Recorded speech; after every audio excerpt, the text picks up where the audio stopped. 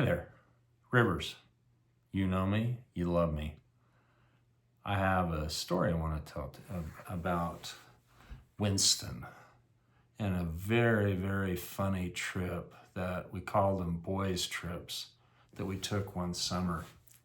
We were heading to the Bay Area, and in order to get to the Bay Area, you have to cross through that vast, barren wasteland called Nevada.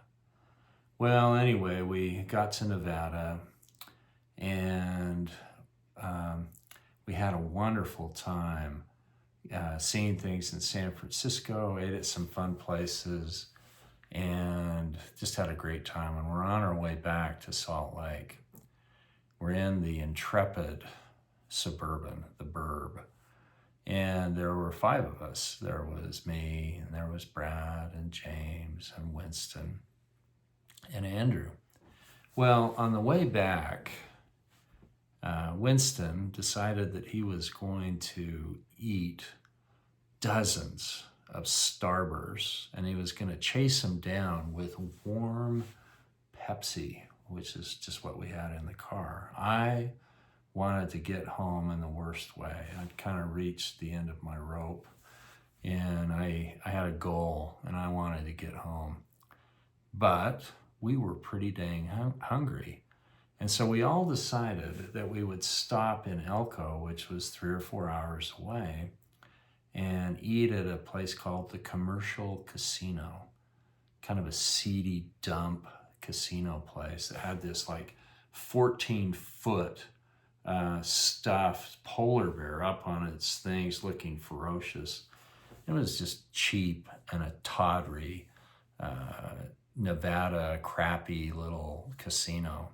But they had a pretty good little coffee shop. So as we're driving through Nevada, through such wonderful places as Gunlock and Battle Mountain and Winnemucca and Carlin towards Elko, Winston started to become a little ill from the effects of eating dozens of Starbursts and warm Pepsi.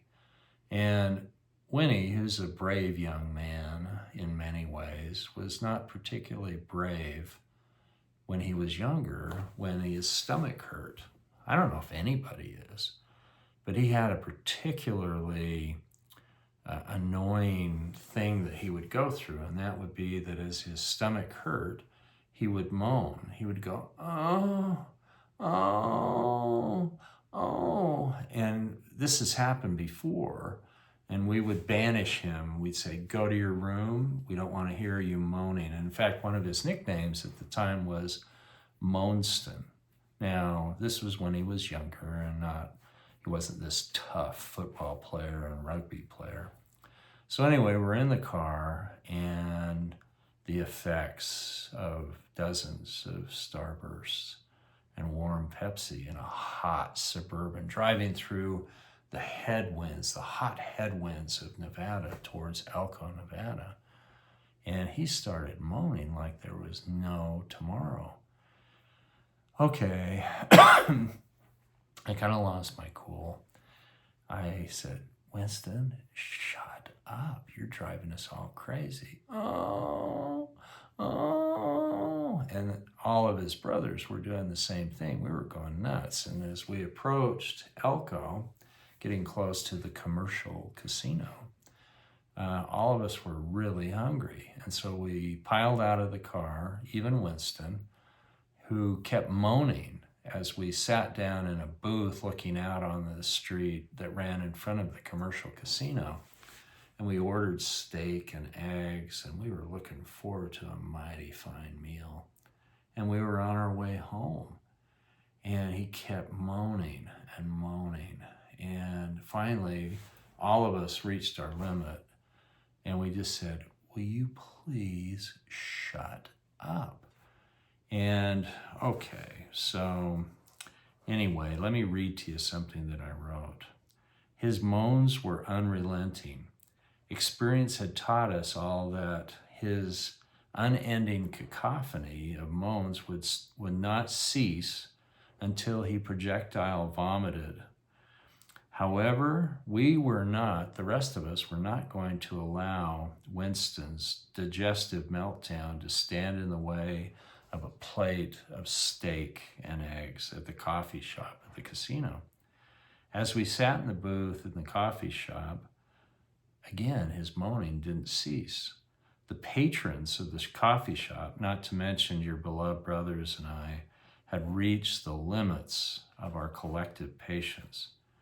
Okay, so showing admittedly a lack of paternal judgment bordering on mild child abuse, I firmly ordered Winston to walk unattended, because we were hungry, through the lobby of the casino, past the towering polar bear, and then I told him to plant his sorry little butt on the sidewalk immediately outside of our coffee shop booth window so that we could kind of keep an eye on him. Not a good call. And so as we devoured our much anticipated food, we watched Winston. It was just like you could see it coming. It was just a matter of time. He was kind of rocking back and forth, sitting on the edge of the gutter. And we were like plowing through steak and eggs and hash browns and everything like that. And then what we thought was going to happen did in fact happen. And there was like a volcano of rainbow-colored starburst vomit that he projectile vomited out, I believe both through his nose and his mouth.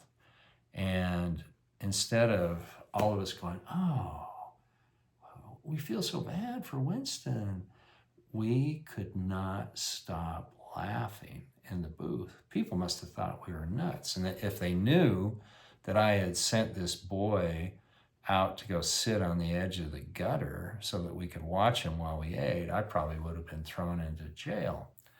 And so then the final coup de grace of everything was that this cowboy slash inveterate gambler slash budding alcoholic or full-on alcoholic, all adorned in his cowboy hat and his slim cut jeans and his boots, really fancy looking boots. He got out of his car and he was walking along the sidewalk that led to the commercial casino.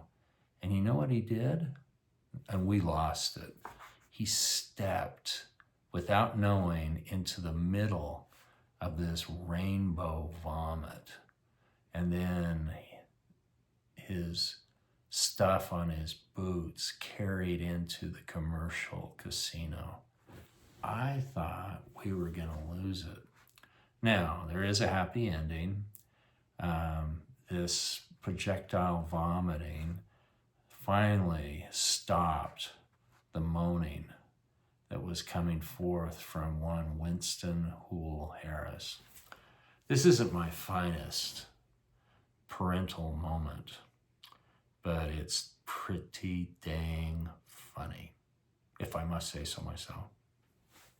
That's my story, and I'm sticking to it.